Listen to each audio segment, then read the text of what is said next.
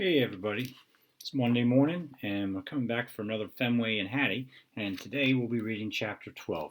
Now when we left off last week in chapter 11, Fenway wasn't feeling very happy, and the dog Goldie next door didn't really help him much, kind of put some bad thoughts in his head, and and the other dog, Patches, she was much more sympathetic and she was trying to console Hattie, or console Fenway to make him feel better, but he just missed his Hattie. He wanted her back, and she was just not playing with him the way she usually did, and it was bothering him.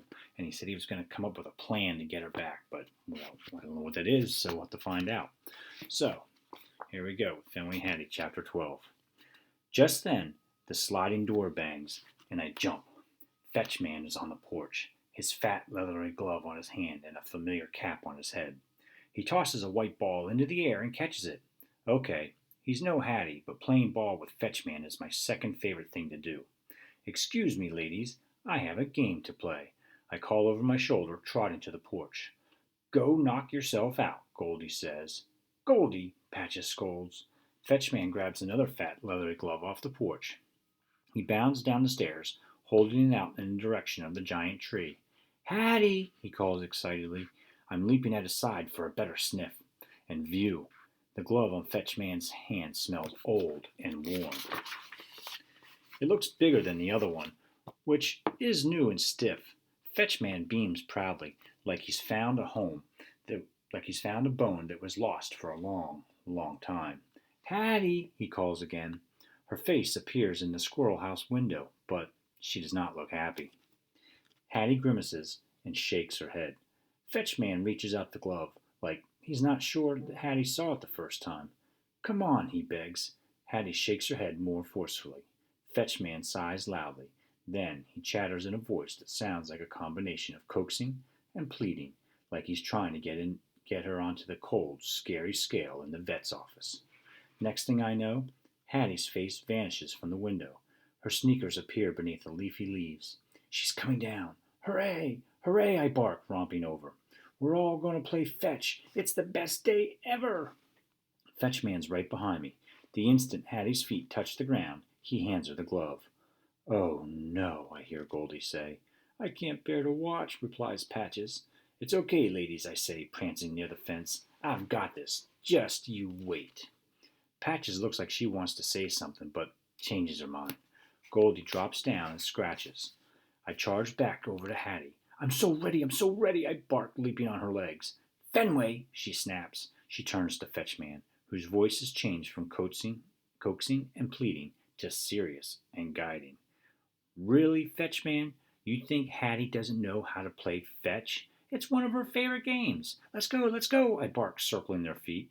What are we waiting for? Fenway, stop, Hattie snaps again. Hey, can you blame a dog for being impatient? Hattie trudges back to the porch and grabs her cap. She tucks it on, pulling her bushy tail through the back. Ready, she says, but she sure doesn't sound like it, or look like it. For one thing, she's standing way too close to Fetchman, giving me a huge head start. I trot into the middle of the grass, waiting for Fetchman to wind up and send the ball flying toward the back fence. But instead, Fetchman leans in, and he flips the ball gently toward Hattie's chest. She slaps at it with her fat glove, but it bounces off and lands in the grass. Hattie hangs her head. I'm on it, I bark, speeding after the ball as it rolls behind Hattie's feet. She can't resist the chase. She snatches it practically right out of my jaws in a way that is not very playful. Fetchman pats Hattie's arm. He straightens the leathery glove on her hand, and he punches his own glove a few times. He takes a couple steps back and nods. Hattie's face is sheepish. She takes a loud breath. Her hand goes back for the toss. I'm so ready. I take a lead toward Fetchman, bouncing and panting. I can hardly wait. Hattie hurls the ball toward us, and I race after it. So does Fetchman, only he's running backward. He leaps way up high, stretches his arm overhead. He grunts, and thump! The ball smacks into his glove. No fair, I bark, springing up like I could possibly reach the ball in Fetchman's hand.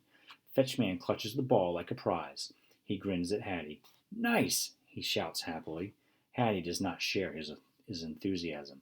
She shakes her head and scowls. Nice? She asks, her voice full of disbelief.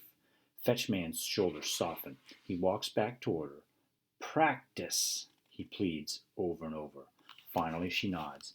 He backs up a couple more steps, and he makes an excited face. Ready? He says. I'm so ready, I'm so ready. I bark, jumping wildly at his feet. Fetchman bends his knees. He softly tosses the ball right to Hattie, even though she's standing there all stiff and nervous and not ready at all, and I'm the one who obviously wants to chase it. Hattie swipes at the ball. It taps the side of her glove and drops gently into the grass. She groans.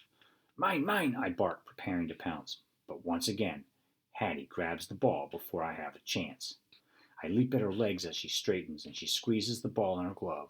She's not even looking at me. I jump higher. When is the fun going to start, I whine. Fenway, she says, and her hand shooing me down. Come on, come on, I bark, dancing around her sneakers. I want to play too. Fetchman glances at Hattie, raising an eyebrow. She lets out a sigh and hands him the white ball and races toward the sliding door. Whoopee! I bark behind her all the way. Chase is my favorite game. But the door slams shut just as I reach it.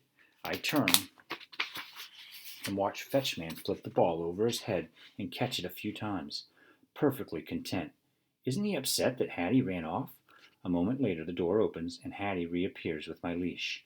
Are we going to walk to the real dog park? Yippee! I bark, leaping up and licking her knee. As the leash clicks, Hattie hops down the steps toward the side fence. I'm galloping along beside her. Whee! The breeze ripples through my fur as we run through the grass. It's the best feeling ever! But when we get to the fence, the wonderful feeling abruptly ends. I go to follow Hattie back to Fetchman, but ouch! My collar tugs me back. Somehow my leash got wrapped around a slat in the fence. Hattie, help! I bark. I got stuck. As if she can't even hear me, Hattie tosses the ball back and forth with Fetchman, gently and seriously, like it's not even a game or any fun. Hattie is working and struggling, not playing, and she looks so discouraged. If only I could get loose, I could show her how much more fun it is when the ball whizzes far over our heads and we have to chase after it a long, long way. I crumple into a heap of helplessness and defeat. I hate to say I told him so, Goldie mutters. He has to learn for himself, Patchy says. My ears perk up. What do I have to learn? Patches looks like she doesn't know what to say, or maybe quite how to say it. Goldie nods toward Hattie. You can keep trying all you want, but she's not going to be the same short human you had before. She's changing. I want to tell them they're wrong. Then I'm going to find a way to get her back. All I need is a good idea, and then I hear, hoot, hoot. I whip my neck around. Hattie is jumping around in a fit of celebration. Her fist is gripping the white ball, pumping the air like a sign of victory. Even from here, I smell a feeling I haven't smelled in a while. Confidence. Fetchman grins and claps his hands. Patches lets out a little whimper. It's so painful to watch. So very like our own sweet angel with that same white ball. The same glove. Goldie shakes her head in disgust. That's how it went wrong. It all started with that ball and glove. Whoa, the ball and glove are the problem? I spring to my feet and I thrust my nose into a gap in the fence. I told you, I'm going to get my Hattie back, I say to the ladies, and I know exactly how to do it. Wonder what he means by that. Well, for today, your comprehension question is, I want you to make a prediction about what Fenway is going to do. See you later.